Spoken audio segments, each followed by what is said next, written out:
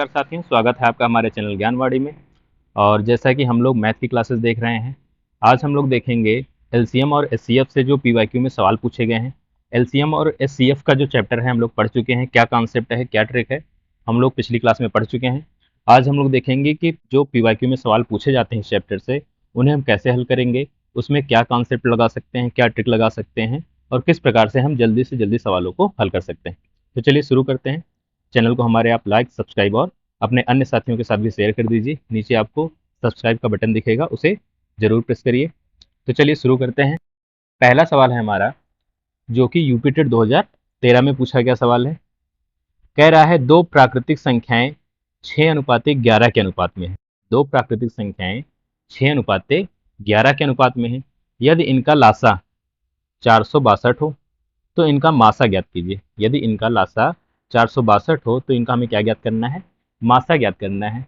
इस प्रकार के सवाल में हम क्या करेंगे कि मान लेते हैं दो संख्या है ए और बी, जिनका अनुपात है 6/11 अर्थात 6:11। तो हम मानेंगे कि जो हमारी ए संख्या है वो हो जाएगी 6x और जो हमारी बी है वो हो जाएगी 11x। ठीक, अगर a/b हमारा कितना है, 6/11 है, इसका मतलब है ए हमारा हो गया 6x और बी हमारा हो गया 11x। कह रहा है इनका एलसीएम जो है वो है 462। इसका एचसीएफ हमें निकालना है। तो अगर हम यहाँ पे देखें कि अगर ए हमारा है 6x और बी हमारा है 11x, तो दोनों में जो कॉमन है हमारा वो कितना है, वो है हमारा x। इसका मतलब जो x की वैल्यू आएगी वही हो जाएगी हमारी एचसीएफ अर्थात मासा। तो हमें x की वैल्यू निकालनी है। हम लोग फार्मूला पढ़ चुके हैं कि संख्या a गुणे b मतलब पहली संख्या गुणे दूसरी संख्या बराबर होता है मासा गुणे लासा। क्या होता है, पहली संख्या गुणे दूसरी संख्या बराबर मासा गुणे लासा। अब पहली संख्या हमारी कितनी है, 6x।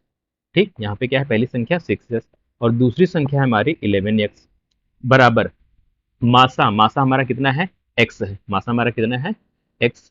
और लासा हमारा कितना है, लासा हमको दिया गया है 462। लासा हमारा कितना है, 462। इसी को हम हल करके x की वैल्यू निकालेंगे। जो x का मान आ जाएगा वही हमारा हो जाएगा मासा। ठीक, हल करते हैं। 11 और 6 का गुणा करेंगे तो कितना आएगा, 66 66।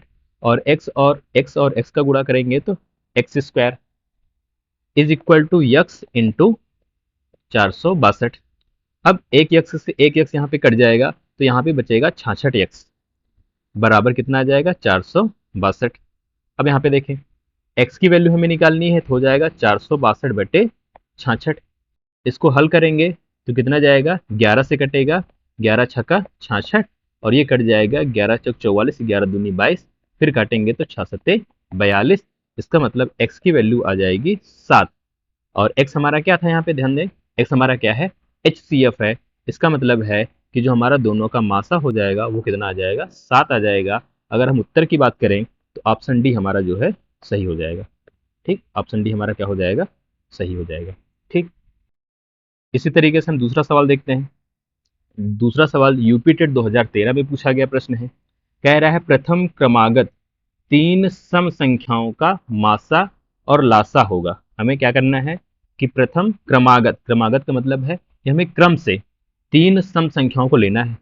तो प्रथम क्रमागत का मतलब है कि पहली जो सम संख्या है वो हो गई 2, दूसरी सम संख्या है 4 और तीसरी सम संख्या है 6। पहली सम संख्या कौन सी है, 2, दूसरी सम संख्या 4 और तीसरी सम संख्या 6। इन तीनों का हमें निकालना है मासा और निकालना है लासा। ठीक, तो मासा और लासा, मासा का मतलब है कि वह बड़ी से बड़ी संख्या जो तीनों को पूर्णतः विभाजित कर दे। तो यहाँ पे अगर हम देखें तो सबसे पहले हमने क्या बताया था ट्रिक में, कि जो सबसे छोटी संख्या है अगर वह तीनों संख्याओं को विभाजित कर रही है, अन्य दोनों संख्याओं को विभाजित कर रही है, तो उन तीनों का मासा क्या हो जाएगा, वही हो जाएगा। तो यहाँ पे देख लेते हैं, 2 से हम अगर विभाजित करें 4 कट जाएगा, 2 से अगर 6 को काटें तो ये भी कट जाएगा। इसका मतलब है मासा कितना हो जाएगा, 2। ठीक, और अगर लासा की बात करें तो लासा में हमने बताया था कि लासा क्या होता है, वह छोटी से छोटी संख्या जिसे ये तीनों संख्याएं विभाजित कर दे, अर्थात वह छोटी संख्या जिसे दी गई तीनों संख्याएं क्या करे, पूर्णतः विभाजित कर दे। तो इसको निकालने के लिए भी हमने ट्रिक बताया था। क्या बताया था कि क्या करेंगे, जो सबसे बड़ी संख्या है, जो सबसे बड़ी संख्या है, यहाँ पे सबसे बड़ी संख्या क्या है, 6। हम देखेंगे कि 6 क्या है, वो अन्य दोनों संख्याओं से विभाजित होता है, नहीं होता। तो 6 जो है वो 2 से तो कट जाएगा लेकिन 4 से नहीं कटेगा। तो क्या करेंगे, हमने क्या बताया था, फिर 6 को हम गुणा करेंगे 2 से, तो 6 दूनी आ गया 12।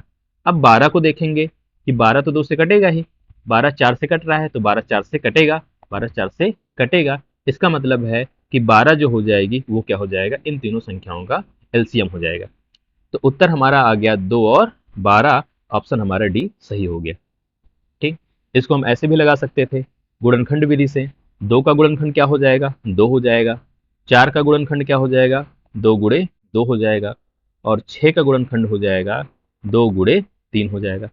मासा की अगर बात करें तो हमने बताया था जो तीनों में कॉमन हो, 2 हमारा तीनों में क्या है, कॉमन है। तो मासा कितना हो गया, 2 हो गया। और अगर हम लासा की बात करें तो हमने बताया था जो कॉमन है उसको एक बार लिखेंगे, उसके बाद जो अन्य संख्याएं हैं उनको भी हम लिख लेंगे। तो यहाँ से 2 हमें मिलेगा और यहाँ से हमें 3 मिलेगा। तो हो गया 2 दूनी 4 तिहाई 12। तो एलसीएम कितना आ गया, 12, अर्थात 2 और 12। उत्तर हमारा कौन सा हो, सही है, डी ऑप्शन हमारा सही है। ठीक है, इसके बाद तीसरा सवाल देखते हैं। कह रहा है कि 65 और 117 का मासा। ठीक है, ये बहुत बढ़िया सवाल है, यूपी टेट 2014 में पूछा गया है।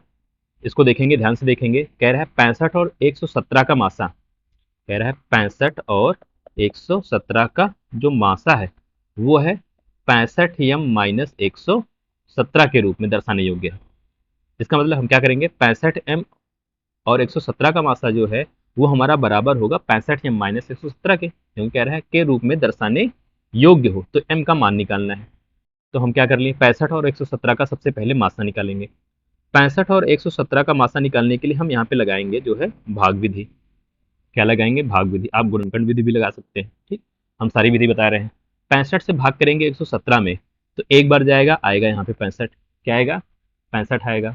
65 से भाग करेंगे तो यहाँ पे आ गया आपको 7 में से 5 जाएगा 2, 11 में से 6 गया 52। तो ये हमारा, अब 52 से क्या करेंगे, 52 से हम भाग करेंगे 65 में। 65 में भाग करेंगे, एक बार जाएगा, हुआ 52। अब घटाएंगे तो आएगा यहाँ पे 13। कितना आ गया, 13। अब फिर क्या करेंगे, हम 13 से भाग करेंगे 52 में। हमने बताया था कि जो अंतिम हमारा शेषफल है, जो हमारा शेषफल है, उससे हम क्या करेंगे, पहले वाले भाजक को भाग देंगे। 52 को भाग करेंगे तो 13 चौको 52। क्या आ गया, शेषफल हमारा शून्य आ गया। हमने बताया था जब तक ये प्रक्रिया करते हैं जब तक कि शून्य ना आ जाए। शून्य आ गया, इसका मतलब जो हमारा अंतिम भाजक है वही क्या हो गया, मासा हो गया। तो मासा कितना हो गया, मासा हो गया 13। यहाँ पे हम क्या कह रहे हैं कि 65 और 117 का जो मासा है उसको हम लिख सकते हैं 65m माइनस 117 के रूप में। तो 65m माइनस 117 इसको हम लिखते हैं 13 के रूप में। ठीक, क्योंकि दोनों का मासा कितना है, 13 है। यहाँ से इसका मतलब है कि 65m बराबर हो जाएगा 13 प्लस 100 माइनस 117 को उधर ले जाएंगे तो प्लस 117 हो गया। तो 65m ये हमारा आ जाएगा 117 और 13 हो गया 130। तो m हमारा हो जाएगा 130 बटे 65। उत्तर हमारा आ जाएगा 2, 65 दूना 130। इसका मतलब है कि m का मान ही पूछ रहा है, m का मान कितना आ गया, 2 आ गया। उत्तर हमारा कौन सा सही है, बी सही है। ठीक है, अगला प्रश्न देख लेते हैं।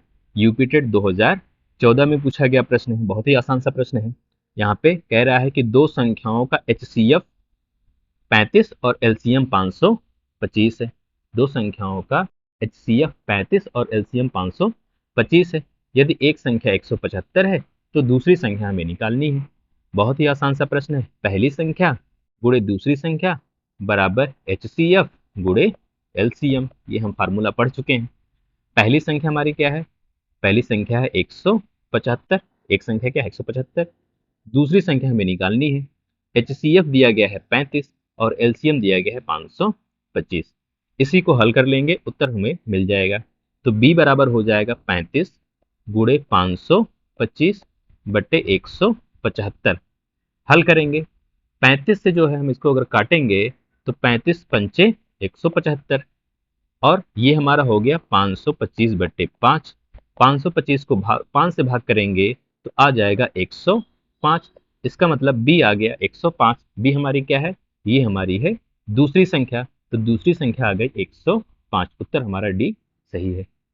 ठीक, अगला प्रश्न देखते हैं, सवाल नंबर 5। यूपी टेट 2016 में पूछा गया प्रश्न है, भिन्नों का हमें निकालना है LCM, लघुत्तम समाप वर्ग। भिन्नों का एलसीएम निकालना हम लोग बताए थे। 2/3 और 3/4 का क्या निकालना है, एलसीएम निकालना है। 2/3 हमने बताया था कि एलसीएम अगर निकालना है तो अंश का एलसीएम निकालेंगे, तो 2 और 3 का क्या निकालेंगे, एलसीएम निकालेंगे। और हर का क्या निकालेंगे, हर का निकालेंगे एचसीएफ। हर का क्या निकालेंगे, एचसीएफ। 2 और 3 का अगर एलसीएम निकाले तो एलसीएम क्या है, छोटी से छोटी संख्या जिसे 2 और 3 काटे या पूर्णतः विभाजित करे। तो 2 से 6 जो है वो 2 और 3 का क्या हो जाएगा, एलसीएम हो जाएगा। एलसीएम निकालना हम बताए हैं। 3 और 4 का एचसीएफ कितना हो जाएगा, एचसीएफ का मतलब वह बड़ी से बड़ी संख्या जो 3 और 4 पूर्णतः विभाजित करे दोनों को। एचसीएफ क्या है, एचसीएफ वह बड़ी से बड़ी संख्या जो 3 को भी काटे और 4 को भी काटे। 3 और 4 का एचसीएफ आएगा 1। ठीक, हम निकाल सकते हैं गुणनखंड विधि से भी। ठीक, यहाँ से ये क्या होगा हमारा गुणनखंड विधि, अगर देखें तो 3 को हम लिख सकते हैं 1 × 3 और 4 को लिख सकते हैं 1 × 2 × 2। तो दोनों में कॉमन क्या मिलेगा, हमें 1 मिलेगा, इसलिए एचसीएफ इसका कितना हो जाएगा, 1 हो जाएगा। ठीक, तो 6/1 बराबर कितना हो गया, 6। 6 का मतलब है कि जो इसका एलसीएम आ गया वो कितना आ गया, उत्तर डी, ऑप्शन हमारा डी सही है, उत्तर आ गया 6। ठीक, 6/1 को क्या लिख सकते हैं, 6 लिख सकते हैं। ठीक है, ये भी यूपीटेट 2016 में पूछा गया प्रश्न है। अगला प्रश्न देखें तो कह रहा है 108 और 144 का लासा निकालना है। ठीक, 108 और 144 का क्या निकालना है, लासा निकालना है। तो चलिए निकाल लेते हैं। 100, इसमें हम ट्रिक भी लगा सकते हैं और अब चाहे तो कॉन्सेप्ट भी लगा सकते हैं। ठीक, लासा का मतलब है कि छोटी से छोटी संख्या होगी। ठीक, छोटी से छोटी संख्या हम इसको ऑप्शन के माध्यम से लगाते हैं। तो सबसे पहले हम छोटा ऑप्शन उठाते हैं 216। अब देखते हैं कि क्या 216 को 108 और 144 विभाजित करता है या नहीं करता। तो 216 को 108, 216 को 108 नहीं कटेगा। 216 को 108 तो काट देगा, 216 को 108 तो विभाजित कर देगा, 8 दूनी 16। ठीक, ये कितनी बार जाएगा, 2 बार जाएगा। लेकिन दोनों संख्याओं को काटना है, 144 जो है ये 216 को विभाजित नहीं करेगा। ठीक, 144 जो है ये 216 को विभाजित नहीं करेगा। इसका मतलब हम क्या करेंगे, अब इसके बाद दूसरी संख्या देख लेते हैं, 432। 432 को देखें तो 432 हमारा 108 से कटेगा, देख लेते हैं। 108 को अगर हम 4 से गुणा करेंगे तो आएगा 432। इसके बाद हम देख लेते हैं कि क्या 432 जो है 144 से कटेगा, देख लेते हैं। 144 को अगर हम 3 से गुणा करेंगे तो आएगा 432। 4 3 12 और 4 3 12 1 13, 3 1 3 1 4। इसका मतलब है कि 432 जो है वो जो है 108 से भी कट रहा है और 144 से भी कट रहा है। हमने क्या बताया, लघुत्तम हमें समापूर्णता निकालना है, मतलब छोटी से छोटी संख्या। तो सबसे छोटी संख्या डी थी, डी जो है 108 से तो कट रहा है लेकिन 144 से नहीं कट रहा है, तो ये हमारा उत्तर नहीं होगा। इसके बाद जो छोटी संख्या बची वो बची 432। 432 हमारा 108 से भी कट रहा है और 144 से भी कट रहा है। इसका मतलब जो हमारा एलसीएम हो जाएगा, जो लासा हो जाएगा, वो कितना हो जाएगा, 432 हो जाएगा। इसे हम ऐसे भी निकाल सकते हैं, जो हमारी गुणनखंड विधि है, 108 और 144 भाग देते चले जाएंगे इसको। 2 पंचे 10, 2 चौके 8, इसको काटेंगे तो 2 से 14, 2 दूनी 4, फिर काटेंगे तो 2 दूनी 4, 2 सते 14, और इसके बाद काटेंगे तो 2 तिहाई 6, 2 छंग 12, फिर 2 से कटेगा 27, 2 एक अन्नम 2, और ये हो गया 2 अट्ठे 16, फिर 2 से कटेगा 27, 2 नवा 18। अब ये 2 से नहीं कटेगा, अब इसको काटेंगे 3 से। 3 नवा 27, 3 तिरिका 9, 3 तिरिका 9, 3 एक अन्नम 3 और 3 एक अन्नम 3। यहाँ से इसको गुणा कर लेंगे तो मिलेगा हमें यहाँ से 2 गुणे 2 गुणे 2 गुणे 2 गुणे 3 गुणे 3 और फिर गुणे 3। इसको गुणा करेंगे तो हमें मिल जाएगा 432। इसका मतलब इसका जो एलसीएम हो जाएगा वो कितना हो जाएगा, ऑप्शन बी 432। इसके बाद अगला प्रश्न देख लेते हैं। सवाल नंबर 7 में सीटेट 2012 में पूछा गया प्रश्न है। कह रहा है संख्या 100 के सभी गुणनखंडों का योगफल है। हमें क्या करना है, 100 के सभी गुणनखंड निकालने हैं, फिर उनका क्या निकालना है, योग निकालना है, योगफल निकालना है। तो 100 के सभी गुणनखंड, गुणनखंड का मतलब है कि ऐसी संख्या जो 100 को पूर्णतः विभाजित करती है। तो 100 को कौन कौन सी संख्या पूर्णतः विभाजित करेगी, 100 को जो पूर्णतः विभाजित करेगी उसमें आएगी संख्या 1, 1 के बाद आ जाएगा 2, 2 के बाद आएगा 4, 4 के बाद 5, इसके बाद हम देखें तो 10, फिर 25, 20, 25, 50 और 100। ये संख्याएं जो हैं वो 100 को पूर्णतः विभाजित करेंगी। 1 से 100 कट जाएगा, 2 से कट जाएगा, 4 से कटेगा, 5 से कटेगा, फिर 10 से कटेगा, फिर 20 पंचे 100, 25 चौका 100, 50 दूना 100 और 100 एकन्नम 100। तो ये हो गए 100 के सभी गुणनखंड। हमें इन्हीं का क्या निकालना है? हमें इन्हीं का निकालना है योगफल। तो जोड़ेंगे 1 plus 2 plus 4 plus 5 plus 10 plus 20 plus 25 plus 50 और प्लस 100। इन सभी को अगर जोड़ें तो 100 और 50 कितना हो जाएगा? 150। 150 में 25 जोड़ेंगे तो 175। इसको जोड़ेंगे 20 10 30, 30 5 35, 35 और 4 हो जाएगा 29, 39, 39 और 3, 39 3 हो गया 42। 42 और 175 को जोड़ लेते हैं, 42 और 175 को जोड़ लेते हैं तो आ जाएगा हमारा 217। इसका मतलब है कि 100 के सभी गुणनखंडों का जो योगफल हो गया वो कितना हो गया? 217। उत्तर हमारा हो जाएगा ए। इसके बाद अगर देखें तो सवाल नंबर हमारा 8 सीटेड 2013 में पूछा गया प्रश्न है।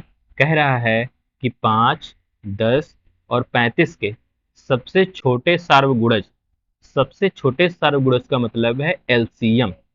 सबसे छोटे सार्वगुणज क्या है?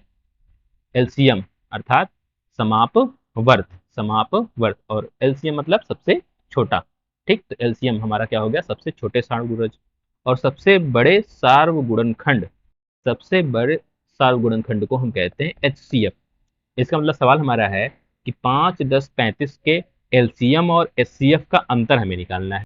ठीक, तो 5, 10 और 35 का अगर हम निकालें एलसीएम, तो एलसीएम क्या है? एलसीएम हमें निकालना है, इसका एलसीएम हो जाएगा, देखें तो 70। कैसे निकाले?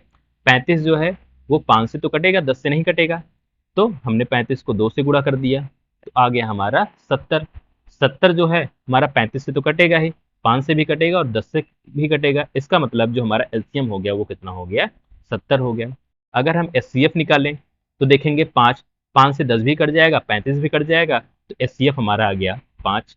अब हमें क्या निकालना है? एलसीएम और एचसीएफ का अंतर निकालना है, तो कितना आ जाएगा? 65 आ जाएगा। उत्तर हमारा हो गया ऑप्शन डी, 65। ठीक, इसके बाद सवाल नंबर हमारा 9।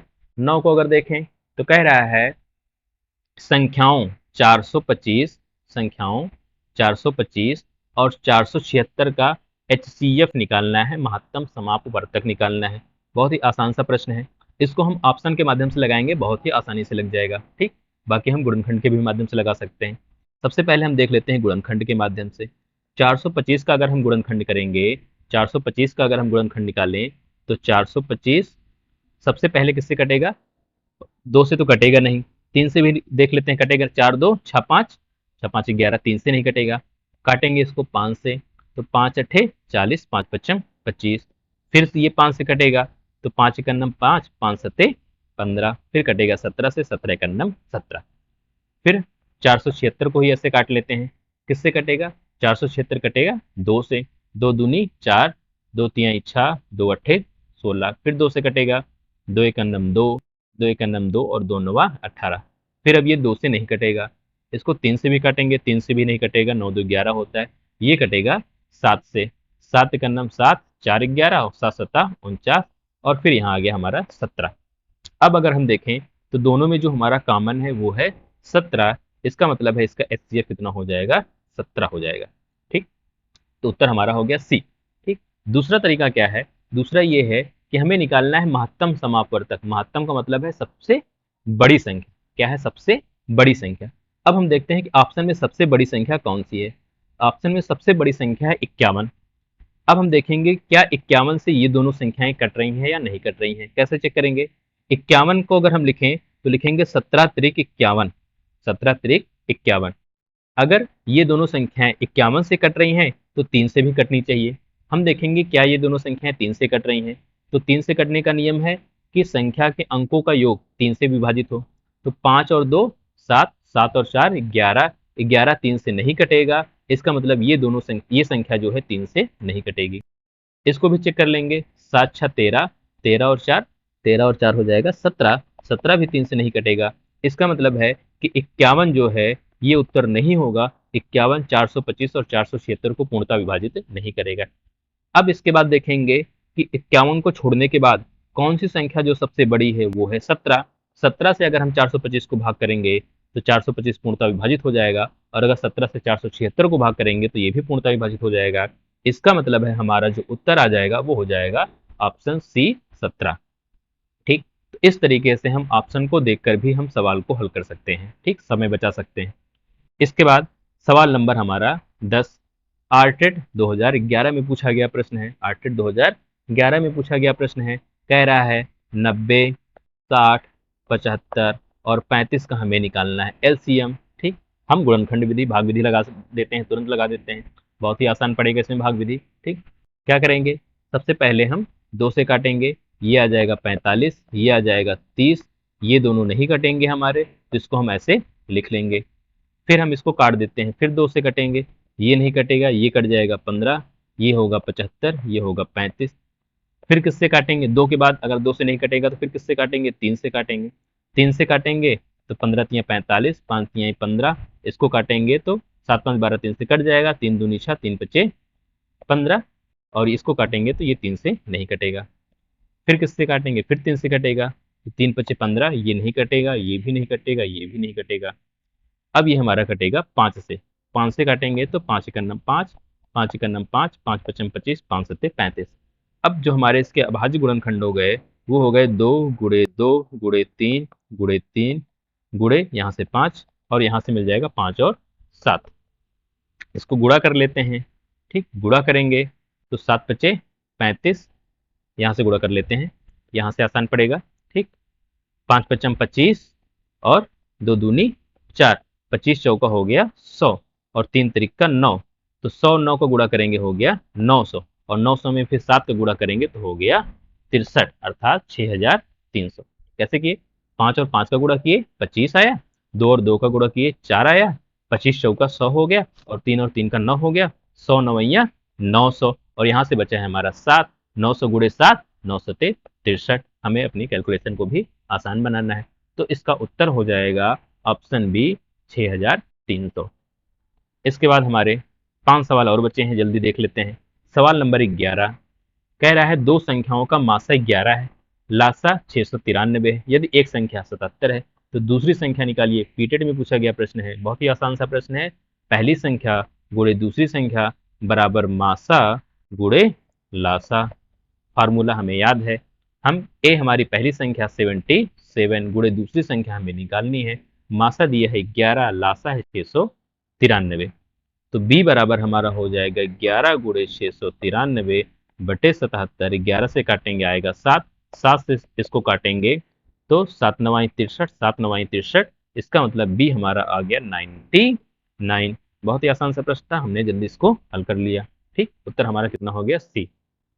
इसके बाद हमारा 12वां प्रश्न है, यूपी टेट 2014 में पूछा गया प्रश्न है। ये भी बहुत आसान सा प्रश्न है, बस हमें शब्दों को समझना है। यहाँ पे कह रहा है दो सह अभाज्य संख्याओं का महत्तम समापवर्तक क्या होगा। सह अभाज्य संख्याएं क्या होती हैं, सह अभाज्य संख्याएं ऐसी संख्याएं जिनके केवल एक गुणनखंड अर्थात एक जो है उसमें कॉमन हो, अर्थात उनके गुणनखंड में कौन कॉमन हो, केवल एक कॉमन हो, अर्थात कोई भी अन्य गुणनखंड कॉमन ना हो। जैसे अगर हम 2 का गुणनखंड निकालें तो आएगा 1 गुणे 2, 3 का गुणनखंड निकालें तो 1 गुणे 3, 5 के गुणनखंड निकालें तो 1 गुणे 5। तो ये सब क्या हो गए, ये हो गए सह अभाज्य संख्या जिसमें केवल एक यही हमारा कॉमन है, बाकी और कोई भी संख्याएं हमारी कॉमन नहीं है। तो इन संख्याओं को हम कहते हैं सह अभाज्य संख्याएं। कह रहा है इन्हीं का हमें क्या निकालना है, HCF निकालना है। तो HCF क्या है, जो तीनों में कॉमन हो। तीनों में कॉमन क्या है, एक कॉमन है, तो तीनों का HCF कितना आ जाएगा, तीनों का HCF आ गया एक। उत्तर हमारा हो गया बी। ये बहुत ही आसान सा प्रश्न है, बस हमें समझना है कि सहअभाज्य संख्याएं किससे कहते हैं। ठीक, तो दो सहअभाज्य संख्याएं कह रहा है, तो 2 और 3 मान लेते हैं, दोनों का HCF कितना आएगा, 1 आएगा। ठीक, इसके बाद सवाल नंबर 13 कह रहा है दो संख्याएं 3:4 के अनुपात में है, इनका एलसीएम 84 है, बड़ी संख्या कौन सी है। आरटेट 2016 में पूछा गया, ऊपर भी हम ये प्रश्न कर चुके हैं। ठीक ऐसे ही वहां पे हमें क्या निकालना था, वहां मासा निकालना था, यहाँ पे हमें क्या निकालनी है, बड़ी संख्या निकालनी है। तो हमने क्या बताया कि एक को मान लेंगे 3x, दूसरे को मान लेंगे 4x, और HCF को हम मान लेंगे x। ठीक, दोनों में कॉमन क्या है, x कॉमन है। और हमारा एलसीएम दिया गया है, कितना है, 84। क्या करेंगे, पहली संख्या गुणे दूसरी संख्या बराबर एलसीएम एचसीएफ गुणे एलसीएम। एक यक्स से एक यक्स हमारा कट गया और 4 12 यक्स बराबर 84। एक्स बराबर हो गया 84/12। कितनी बार जाएगा, 12×7 = 84। ठीक, तो x की वैल्यू आ गई 7। कह रहा है बड़ी संख्या बताइए, तो एक संख्या हमारी 3x, दूसरी संख्या 4x। बड़ी संख्या कौन सी है, 4x। 4x में 7 से गुणा करेंगे तो 4×7 कितना आ गया, 4×7, तो 4×7 = 28। बड़ी संख्या हमारी हो जाएगी ऑप्शन सी, उत्तर हो गया हमारा 28। इसके बाद हमारा 14, जो कि सीटेट 2013 में पूछा गया प्रश्न है। कह रहा है कि 105 के अभाज्य गुणनखंडों की संख्या कितनी है। क्या कह रहा है, 105 के अभाज्य गुणनखंडों की संख्या कितनी है। तो हम निकाल लेते हैं 105 के अभाज्य गुणनखंड। सबसे पहले हम सबसे छोटी अभाज्य संख्या से काटेंगे, 2 से ये नहीं कटेगा। फिर काटेंगे 3 से, 3 से कट जाएगा, 3 त्रिक 9, 3 पच्चे 15। अब ये 3 से नहीं कटेगा।